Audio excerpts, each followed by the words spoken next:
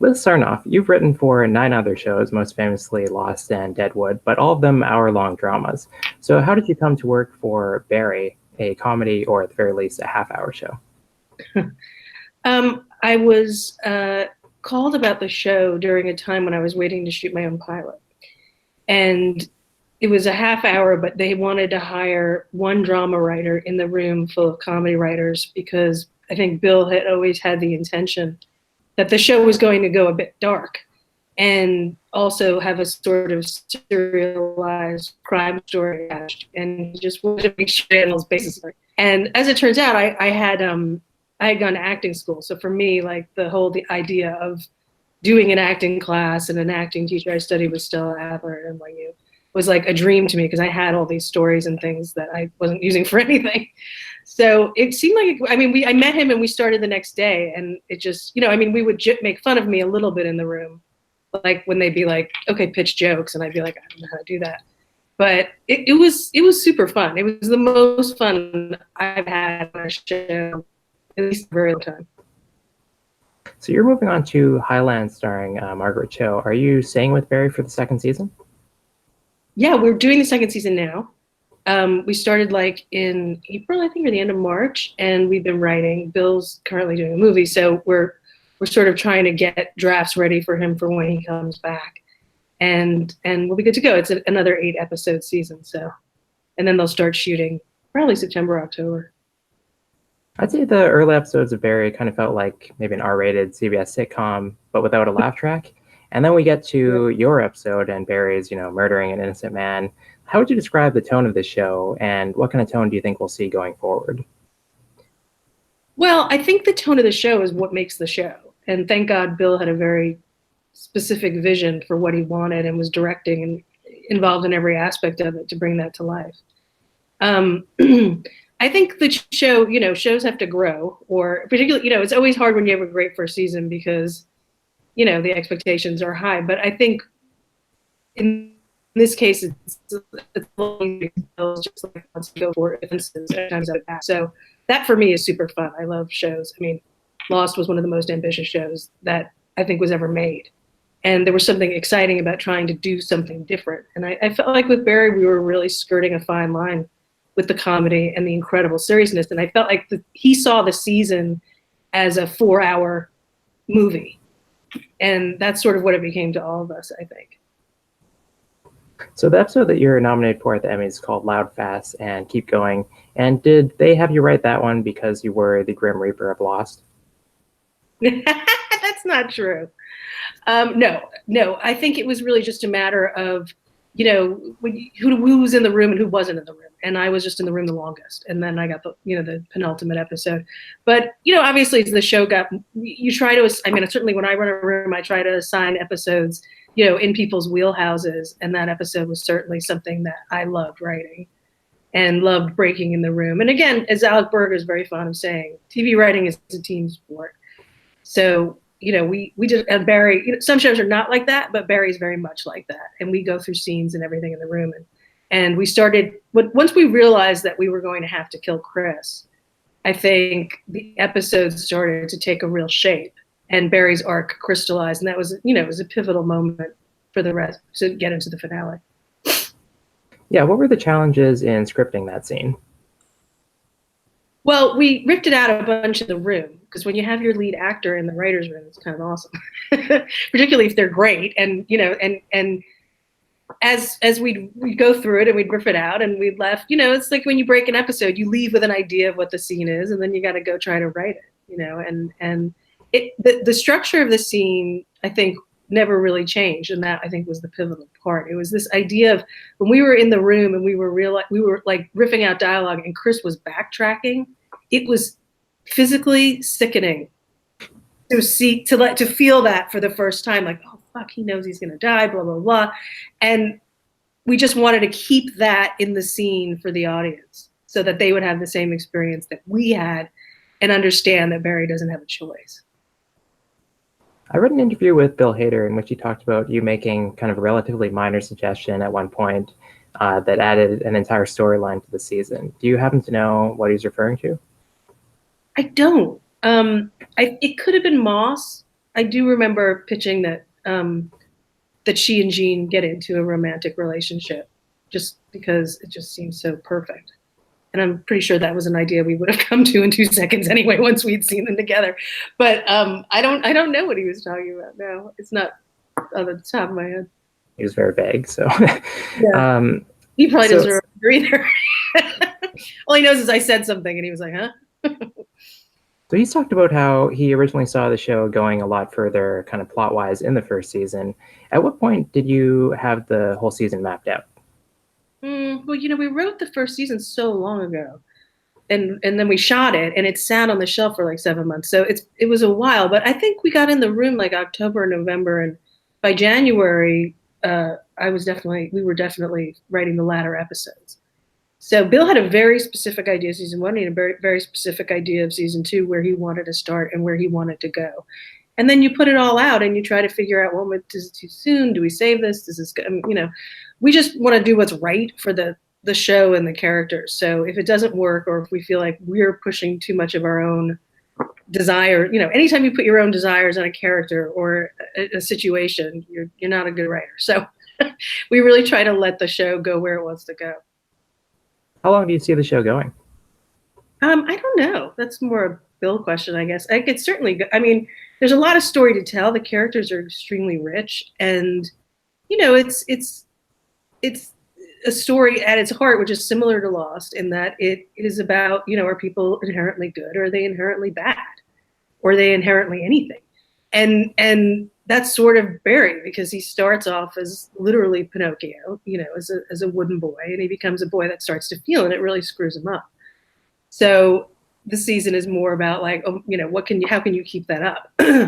And, who's he going to be? Who's he going to be now, essentially? But like, I think it could go as long as Bill wants it to go. He's an incredible storyteller. Tell me about the writing for the character of Sally, because when she starts out, she's the only woman, female regular in the show, and then she kind of has this kind of inevitable romance building with Barry. I kind of thought, I've seen this before, but kind of as the show goes on, and like by the time we get to your episode, she's a very different character. So can you tell me about the arc for Sally? Well, I think that we learned a lot from Sarah, who plays Sally. She was the one who came in. I think it was in my episode. We actually had her being much meaner to Barry in episode 7, in our first break of it, and and basically Sarah said, "This doesn't feel right. She's not mean. She's just selfish." And that was when we came up with the idea of the agent being there and giving her a specific goal she was trying to accomplish. So that she was like, "I don't give a shit about Barry. I'm selfish. I want this to be about my career."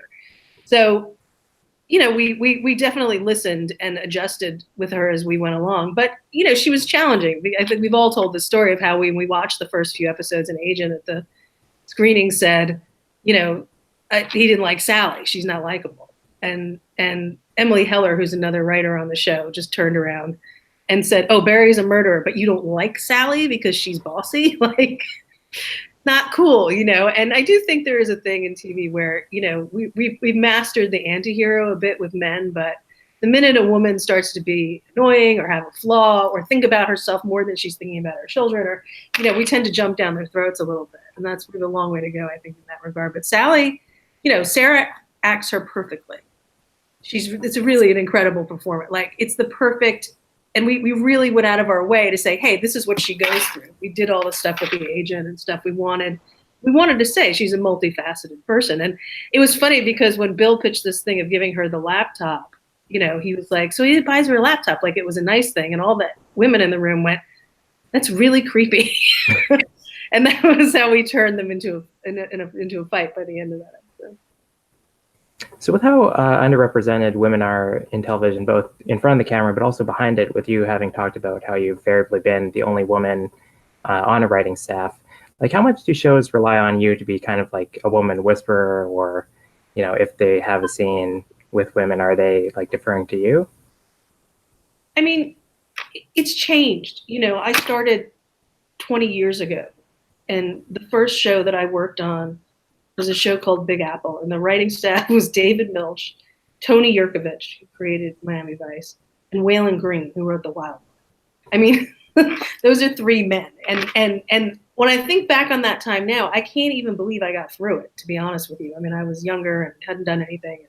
I just sort of wung it. But I mean, it's a different thing now. I certainly have had a couple of rooms and shows that I've run, and I always have a 50-50 break on the writing staff, at least.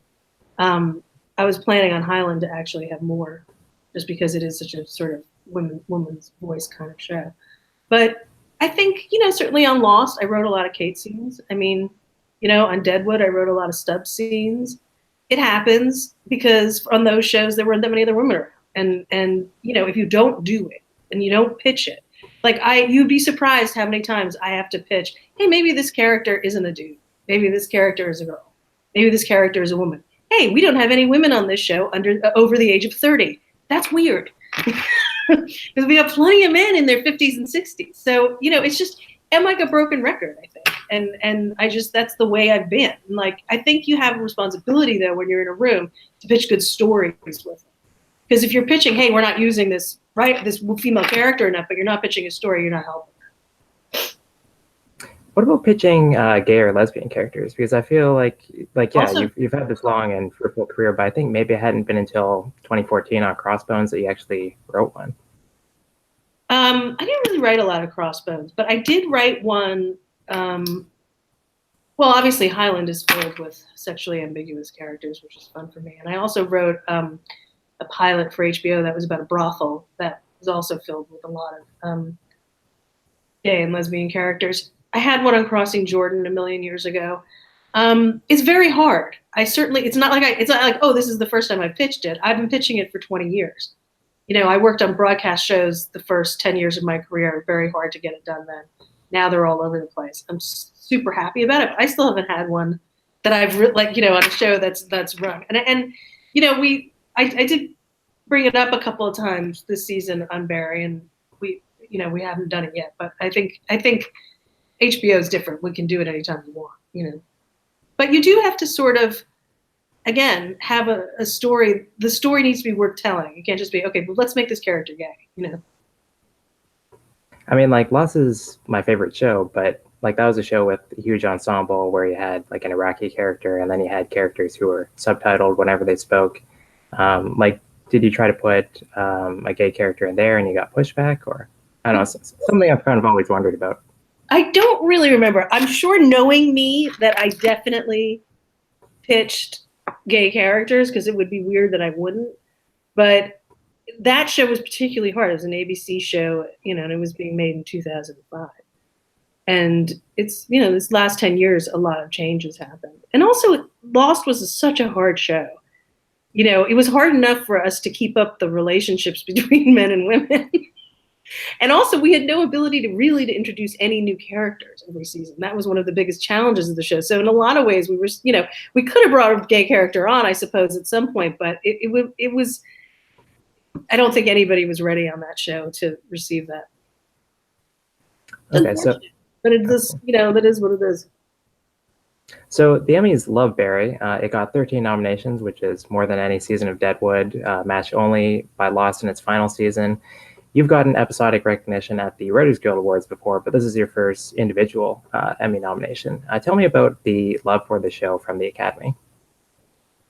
Well, they just seem to love it, and I don't blame them. I mean, I started as a fan. I saw the pilot, and some shows you see, and they just have a little bit of magic in them, and you're like, oh, that's going to be a thing. And I don't know how I don't know where it comes from. I don't know how you do it, but you can sometimes recognize it. And in Barry, after seeing the pilot and working with Alec and Bill, I knew that we had something incredibly special. And I'm just gratified that people saw it, because there's so many shows now. It's like a whole different world of television. And shows can slip through the cracks, but it's heartening to me that good shows don't seem to slip through the cracks. And that, the Academy's, who's not going to love those performances? I mean, Bill's amazing. Henry's amazing. The show was really meticulously done. Bill, watched every second of everything, and it shows. This was his dream, and it shows in the amount of work he put into it. What can you tease about the second season? Oh, it's just going to be so much more fun. It's just fun. Uh, we're just gonna get bigger and better, I think. We have a lot of obviously we left ourselves, and whenever you're at the end of the season, you're like, shit, I don't want to come back and figure that out. You've done something right. So that was fun, and I think that we have some new great characters, we have old great characters. It's gonna be good. Okay, and what can you tell us about Highland? Well, Highland is a pilot I wrote with Margaret Chow, that was based sort of on her family. Her mother, who she's famously talked about for years, and it was sort of a multi-generational Korean drama, family drama, dramedy, and we are now about to find a new home for it and get it out again. But basically, the original version of the show was that the family business was a marijuana dispensary. And I'm not sure if we're going to keep that, because when we started developing the show years and years ago, marijuana wasn't legal. And now everything has changed. So, but the show is really the story of Margaret's parents, sort of coming here, and the kind of double life that they lived. Her dad lived where he had a second family, and then he had other kids that were half white and half Korean. And it's a complicated family drama, and it's super, super fun. Margaret is amazing, and all the actors we've cast are incredible. And it's basically all Korean. And finally, one show that I feel like did slip through the cracks at the Emmys was The Leftovers. And I want to ask what your role was on the first season in the back half when you were credited as a consulting producer. Oh, I did very little. I mean, not very little, but it was towards the end of the season, and I just came in like for the last 10 weeks of the writers' room, just to come in, watch cuts, and talk to Damon, and help write the finale and stuff like that. I mean, it was such a great opportunity. When somebody says to you, "Do you want to spend 10 weeks with Damon and Tom Perrotta, like finishing the break of the first season of The Leftovers?" The answer is yes. So I had a great time. I mean, I went in there and I really got into it. I had loved the book and read it many times, and it was super fun. And he didn't really need a lot of help, but it's always, when you have somebody I've known Damon since Crossing Jordan, so we've worked together a long time, and since we were very young. So it's a very comfortable and easy thing for us to look at each other's work and say, either you're okay or you're screwed. I thought The Leftovers was amazing. I would just sit in the editing room like, I can't even believe I wrote this. Okay, well, thanks very much for chatting, Liz, and congratulations on the Emmy nominations. Thank you.